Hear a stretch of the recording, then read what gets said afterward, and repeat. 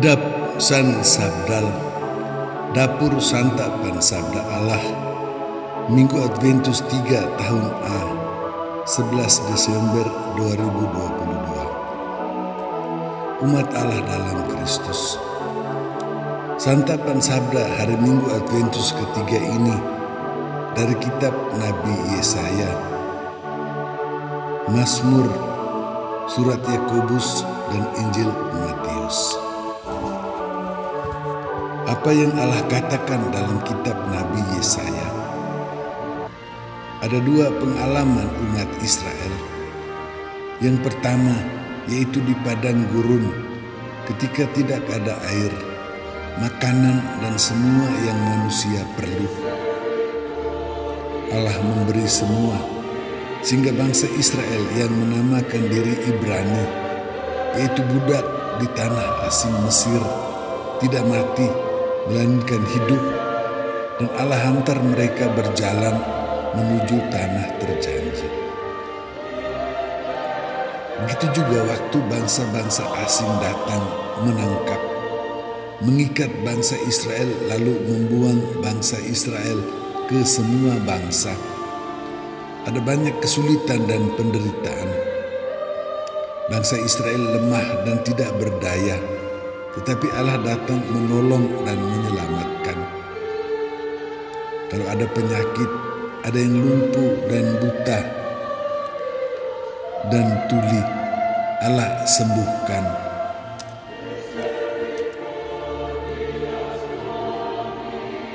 Lalu Allah membawa bangsa Israel kembali ke tanah air mereka, menghilangkan semua kesedihan dan kesusahan, sehingga bangsa itu hidup dalam kegembiraan dan keselamatan.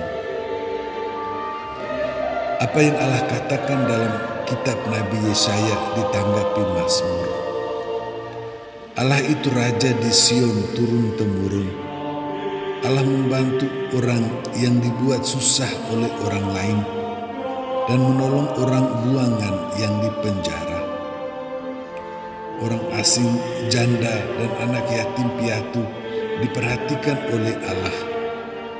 Mereka itu adalah biji mata Allah karena tidak bisa menolong diri mereka sendiri. Seperti biji mata hanya bisa dilindungi kelopak mata. Apa yang Allah katakan dalam kitab Nabi Yesaya ditanggapi Mazmur, dipenuhi dalam Injil Matius. Sewaktu Yohanes Pembaptis dipenjarakan karena menegur Herodes yang mengambil istri saudaranya, Yohanes Pembaptis mengutus murid-muridnya bertanya kepada Yesus, entahkah Yesus ini yang akan datang membebaskan umat Israel atau bukan? Yesus menjawab bahwa Yesus itu sungguh Dia yang datang dan sudah menolong semua orang yang susah. Tetapi mengapa Yesus tidak menolong Yohanes supaya keluar dari penjara? Karena Yohanes mendahului Yesus dalam kelahiran dan kematian. Dan Yesus mengatakan bahwa Yohanes itu menjalankan tugasnya sebagai nabi bahkan sampai mati. Dengan itu Yohanes menjadi lebih besar dari semua orang yang lahir di dunia ini. Yesus datang menolong semua orang, lalu menderita dan mati sebagai yang terkecil karena tidak ada yang tolong. Tetapi Yesus menjadi lebih besar dari Yohanes Pembaptis di dalam kerajaan surga. Apa yang Allah katakan dalam kitab Nabi Yesaya ditanggapi Mazmur, dipenuhi dalam Injil Matius, dihidupi oleh Yakobus bersama umatnya. Para petani juga bekerja di kebun sampai menjadi capek dan lelah, sambil menunggu hujan datang untuk memberi hasil. Begitu juga umat hendaknya menunggu Yesus sebagai hakim yang akan datang, menemukan semua orang menderita seperti para nabi yang dibantu dan diselamatkan. Allah memberi kita santapan sabda Allah, menolong kita yang tinggal di padang gurun dosa. Kita juga dibuang karena kesalahan, dipenjarakan karena kita manusia lemah dan tidak berdaya. Kita mengalami seperti umat Israel alami, bahwa Allah membantu kita. Mungkin kita merasa bahwa kita tidak ditolong seperti Yohanes Pembaptis, atau petani yang tunggu hujan tidak datang-datang juga.